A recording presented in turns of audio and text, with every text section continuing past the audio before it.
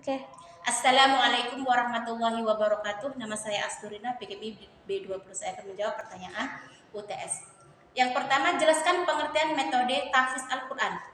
Metode tahfiz Al-Quran adalah suatu cara yang dipakai untuk proses menghafal Al-Quran, baik dengan cara membaca maupun mendengarkan secara berulang-ulang sampai hafal, sehingga setiap ayat mampu dibaca tanpa melihat Al-Quran. Yang kedua, jelaskan suatu hadis berkaitan dengan fadilah mempelajari Al-Quran.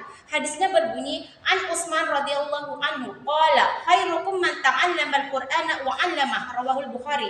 Dari Utsman bin Affan radhiyallahu berkata, Rasulullah shallallahu alaihi wasallam bersabda, orang terbaik dari kamu adalah orang yang mempelajari Al-Qur'an dan mengajarkannya. Hadis riwayat Bukhari.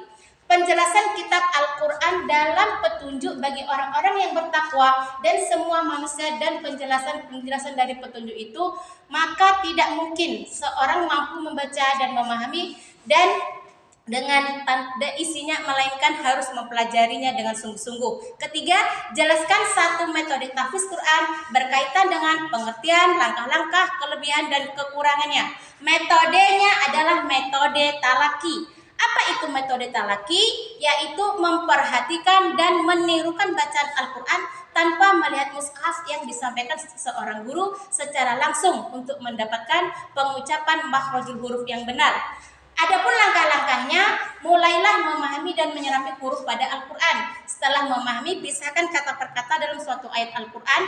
Kemudian mulailah membaca ayat yang telah dipotong tersebut kepada siswa.